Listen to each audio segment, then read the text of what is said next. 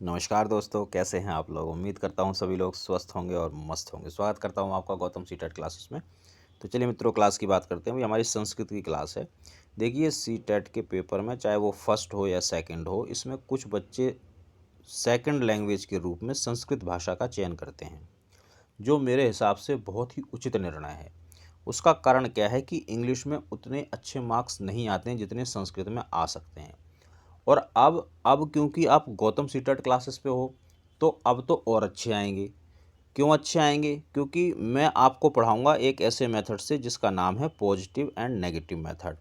और पॉजिटिव और नेगेटिव का मेथड ऐसा है, जिस बच्चे को संस्कृत का सा भी नहीं आता है, वो बच्चा भी संस्कृत पेडागोजी में 15/15 ला सकता है, सिर्फ पॉजिटिव और नेगेटिव से। तो चलिए मित्रों, मैं आपको दिखाता हूँ कैसे पॉजिटिव और नेगेटिव आपको संस्कृत की पैड़ा में 15/15 दिलाएगा। आज का पहला प्रश्न, और पीडीएफ के हिसाब से 101 प्रश्न। जिनके पास पीडीएफ है भाई, वो अपनी पीडीएफ निकाल लो और जो चीज़ें बताता हूँ वो लिखते रहो। चलिए, अधिगम। देखो, एक चीज़ और समझो। एक तो संस्कृत को संस्कृत की तरह ना पढ़ के आप हिंदी की तरह पढ़ो, क्योंकि कुछ बच्चे तो ऐसे हैं जिन्हें वास्तव में संस्कृत बिल्कुल भी नहीं आती होगी। जैसे कि एक मैं, मुझे भी नहीं आती। आप ऐसा कुछ नहीं कि मैंने एमए बीए पीएचडी बीएचडी कुछ कर रखी संस्कृत में, नहीं। परंतु मैं आपको ऐसा तरीका बताऊंगा कि संस्कृत की पैड़ा में आप 15/15, क्योंकि मेरा तो सरल सा तरीका है पॉजिटिव और नेगेटिव का, बस आप इसको समझ लो। समझना देखो बहुत आसान है। पहली चीज़ तो ये है कि आप जिस सब्जेक्ट की भी क्लास देख रहे हैं मेरे चैनल पर, उसको सीरियल वाइज देखें और वीडियो को स्किप नहीं करने, क्योंकि आपने स्किप कर दिया तो फिर आपको पता ही नहीं चलेगा पॉजिटिव क्यों पॉजिटिव होता है, नेगेटिव क्यों, जो वर्ड्स मैं बताता हूँ। और दूसरी चीज़ कि संस्कृत की पैड़ा देखने से पहले आप हिंदी, सीडी और ईवीएस, इसके कम से कम 10-10, 15-15 वीडियो आप ज़रूर देख लें। फिर आपको नेगेटिव पॉजिटिव वर्ड जो हैं वो याद हो जाएंगे और फिर संस्कृत फटाफट होती चली जाएगी। तो चलिए दोस्तों, ये देखो, आज का वीडियो देखते हैं। संस्कृत को किसकी तरह पढ़ना है? हिंदी की तरह।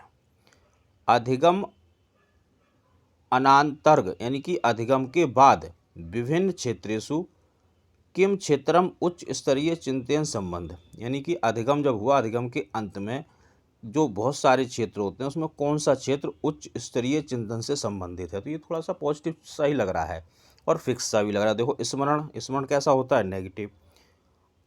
अनुभवारात्मक, ये तो ना नेगेटिव है ना पॉजिटिव, से होल्ड कर दो। अब बोध, बोध पॉजिटिव है। मूल्यांकन लगभग लगभग पॉजिटिव होता है। तो अब देखो, हम 2 में और 3 में फंस गए।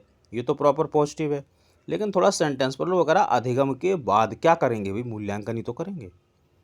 तो एक आध प्रश्न ऐसा होगा जो थोड़ा सा आपको अपनी समझ से करना पड़ेगा, बाकी तो नेगेटिव पॉजिटिव से होना ही होना है। देखिए अगला प्रश्न, साहित्य शिक्षणे किम सर्वाधिक महत्वपूर्ण। साहित्य के शिक्षण में सबसे ज़्यादा महत्वपूर्ण क्या होगा भाई? पॉजिटिव चीज़ सबसे ज़्यादा महत्वपूर्ण होगी। प्रश्न को आपको उसी तरह से पढ़ना है कि पॉजिटिव पूछ रहा है और नेगेटिव या नेगेटिव पूछ रहा है। बट ये ध्यान रखना कि ये जो पॉजिटिव नेगेटिव का तरीका है, ये सिर्फ सीडीपी में चलेगा। सीडीपी का मतलब है child development and pedagogy of all subjects, sorry, एक सब्जेक्ट को छोड़ के, और वो सब्जेक्ट है इंग्लिश। इंग्लिश में नेगेटिव पॉजिटिव नहीं चलता है, पहले ही बता रहा हूँ। बाकी आपका चाइल्ड डेवलपमेंट में चलेगा, ईवीएस की पैडा में, हिंदी की किसी की भी पैडा हो, सब में चलेगा, इंग्लिश को छोड़ के। और ये भी ध्यान रखना, ये सिर्फ सीटेट में चलेगा। ये मेथड कहीं और मत लगा देना आप, नहीं तो फंस जाओगे, फिर मेरी कोई गारंटी नहीं है। सिर्फ सीटेट, क्योंकि मैं सिर्फ सीटेट पढ़ाता हूँ, सीटेट के लिए ही ये मेथड मैंने बनाया है। तो चलिए, क्या पूछ रहा है? पॉजिटिव चीज़ पूछ रहा है, इसलिए पॉजिटिव वर्ड्स ढूंढेंगे। पॉजिटिव चीज़ पूछ रहा है तो पॉजिटिव वर्ड्स ढूंढेंगे। शब्दकोश नेगेटिव, पाठस्य संदर्भ, संदर्भ पॉजिटिव है। संदर्भ इतना पॉजिटिव है कि नेगेटिव को भी पॉजिटिव कर देता है, ध्यान रखो, लिख लो इसको कॉपी में। सम्यक उच्चारण, यानी कि सही उच्चारण, शुद्ध उच्चारण नेगेटिव होता है। छंद ज्ञानम, देखिए व्याकरण का अगर कोई एक शब्द आ रहा है, संज्ञा, सर्वनाम, क्रिया, विशेषण, रस, अलंकार, छंद, कोई भी एक वर्ड आ रहा है तो वो नेगेटिव होता है। अगर 3-4 एक साथ आ जाएं तो वो पॉजिटिव हो जाते हैं। क्या पूछ रहा था? पॉजिटिव। देखो ये रहा पॉजिटिव, आंसर कर दो। अब इसमें बताओ, संस्कृत आने ना आने की क्या बात है? नहीं आती संस्कृत, कोई बात नहीं। पॉजिटिव नेगेटिव शब्द आ रहे हैं ना, तो आएंगे नंबर भाई, पूरे आएंगे, टेंशन मत लो बिल्कुल भी। शब्द अर्थ ज्ञानार्थ किम समुपयुक्त, शब्द अर्थ, शब्द का या जो शब्द है उसका अर्थ जानने के लिए क्या उपयुक्त होगा? भाई वही उपयुक्त होगा जो पॉजिटिव है। तो क्या ढूंढना है? पॉजिटिव वर्ड ढूंढना है। अलंकार परिचय, अलंकार नेगेटिव। वर्ण विन्यास, वर्ण विन्यास भी व्याकरण का एक हिस्सा है, इसलिए ये नेगेटिव अकेला आया है। कवि परिचय, देखिए स्कूल जो है आपका, जो विद्यालय है, विद्यालय से बाहर का कोई भी बंदा हो वो नेगेटिव होगा, ये ध्यान रखना, क्योंकि जो सीटेट का सिलेबस है वो बच्चे के विद्यालय जीवन के आसपास घूमता है। इससे बाहर जो भी लोग हैं, चाहे वो माता पिता हों, चाहे वो कोई कवि हो, चाहे कोई विशिष्ट आदमी हो, चाहे कोई विशिष्ट बोर्ड हो, सब नेगेटिव होते हैं। कवि परिचय ये भी नेगेटिव हो गया। विभिन्न पॉजिटिव, संदर्भ पॉजिटिव। लो साहब पॉजिटिव पूछ रहा था, पॉजिटिव मिल गया। बताओ इसमें संस्कृत आ रही है नहीं आ रही, इससे क्या मतलब है? नंबर तो आ रहे हैं ना पूरे। ये कमाल है गौतम सीटेट क्लासेस का। व्याकरण शिक्षण यानी कि व्याकरण के शिक्षण के लिए सर्वाधिक महत्वपूर्ण क्या है? पॉजिटिव होगा महत्वपूर्ण। हिंदी की तरह पढ़ो, टेंशन मतलब बिल्कुल रिलैक्स होकर पढ़ो, बढ़िया नंबर आएंगे। नियम नेगेटिव, स्मरण नेगेटिव।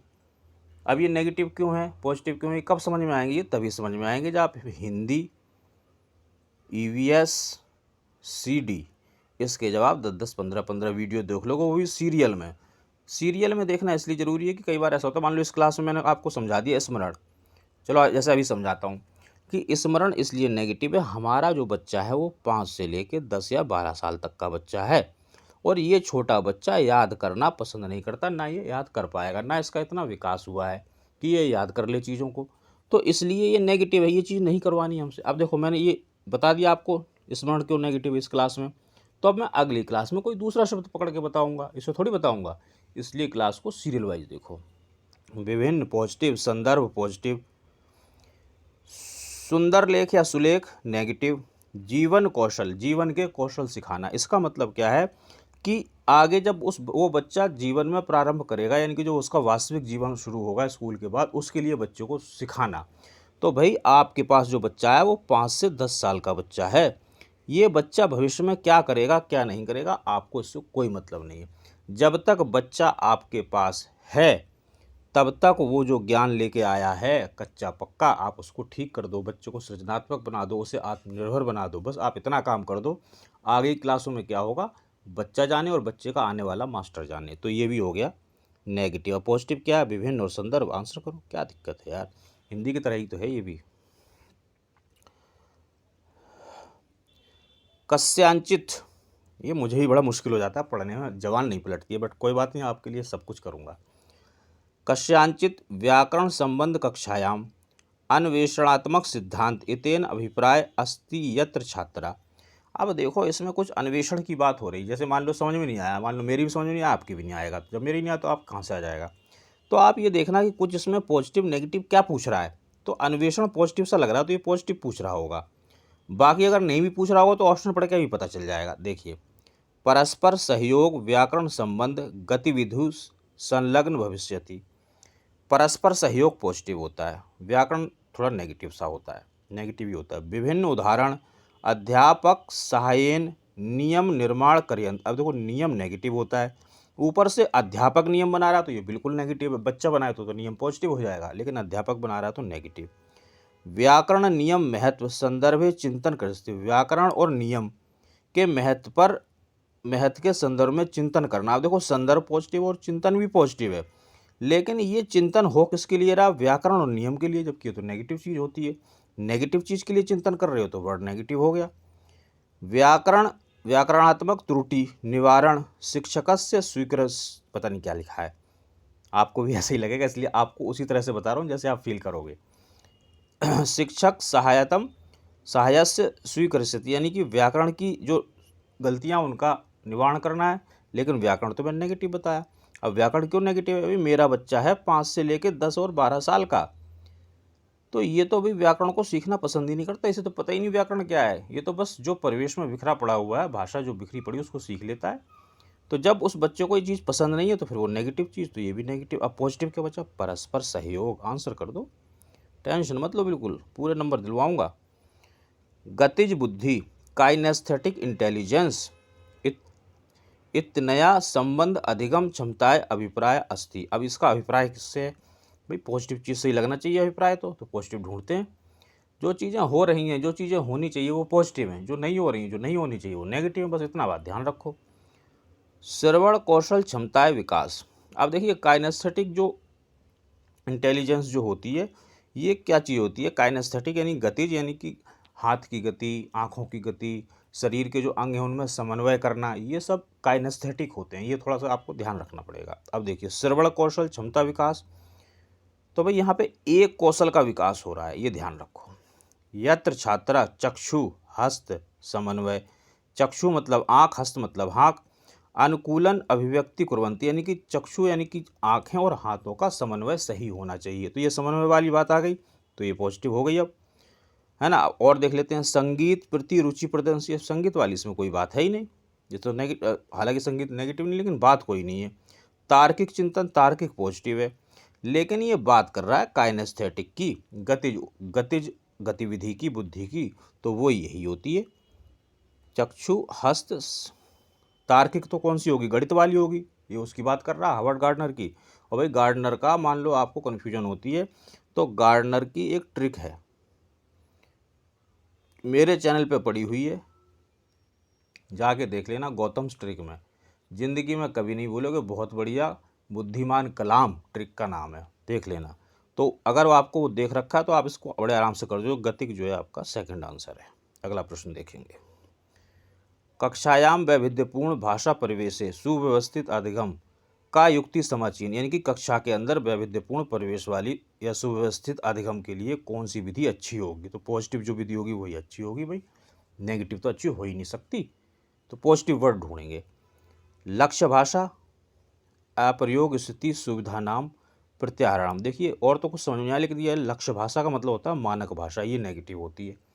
हमें बच्चे को मानक भाषा ज़बरदस्ती नहीं सिखानी है, जो बच्चा भाषा अपने साथ लेके आया है आप उसका सम्मान करो और उसकी भाषा का प्रयोग करके मानक भाषा सिखानी है, लेकिन इसने तो डायरेक्टली लक्ष्य भाषा सिखा दी, तो ये नेगेटिव है।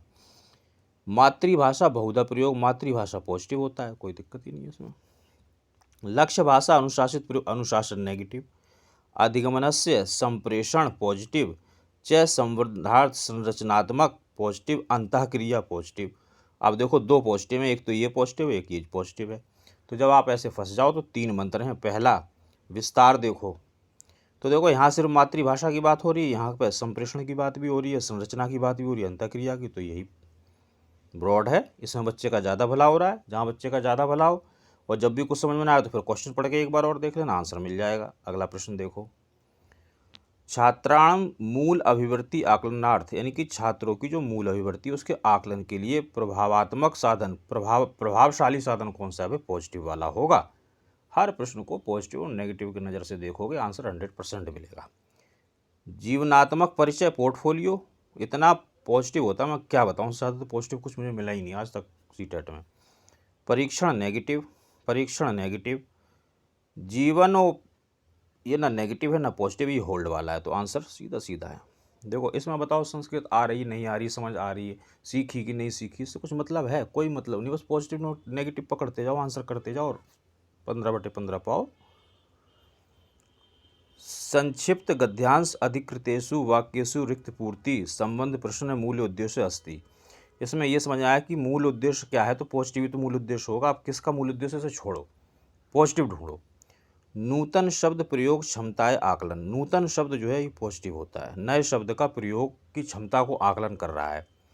सारा अब देखो संक्षिप्त गद्यांश अधिक्रेसु वाक्येषु रिक्त पूर्ति, रिक्त पूर्ति भी ध्यान रखो जरा। सारांश लेखन क्षमताएं आकलन, जो सारांश लेखन होता है उसकी क्षमता का आकलन कर रहा है। चलो भी देखूँ। वर्तनी इति योग्यता आकलन, वर्तनी नेगेटिव होता है। अब बोध क्षमता, बोध, बोध कैसा वर्ड है, पॉजिटिव। नूतन शब्द प्रयोग क्षमता, यहाँ पर बस नए शब्द का क्या हो रहा है, प्रयोग आता है या बच्चों को नहीं आता है। एक मिनट रुको, ये जो नूतन शब्द है ये नेगेटिव है, अगर होता नया ज्ञान तो पॉजिटिव होता, ये भी नेगेटिव है, तो नेगेटिव नेगेटिव। यहाँ सारांश लेखन की बात हो रही है, सारांश लेखन कोई नेगेटिव पॉजिटिव नहीं होता, लेकिन हमें बोध मिल गया पॉजिटिव, प्रॉपर आंसर करो, सोचना मत इसका मतलब क्या है, सोचने लगे तो फिर फंस जाओगे।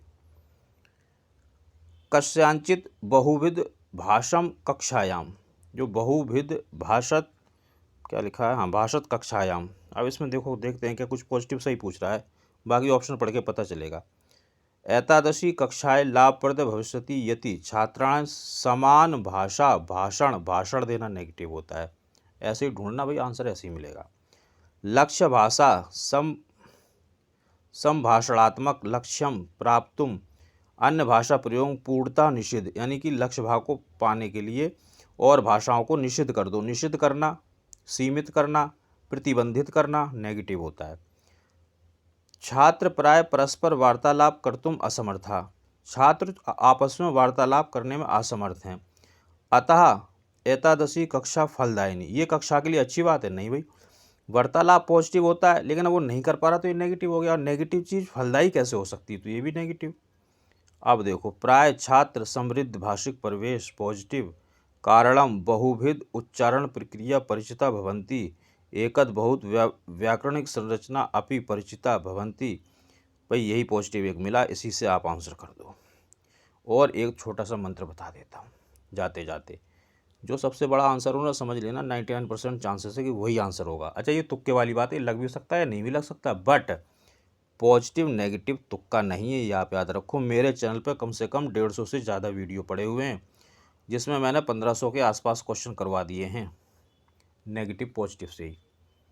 तो आप यकीन मानो 1500 क्वेश्चन जिस विधि से हो गए वो तुक्का नहीं हो सकती है, प्रॉपर मेथड है, इसको समझ लो। सीटेट में आप 100+ मिनिमम है, ज़्यादा भी लाओ तो कोई बड़ी बात नहीं है। तो मित्रों, ये छोटी सी क्लास थी। कमेंट करके मुझे प्लीज़ ज़रूर बताएं क्लास कैसी लगी।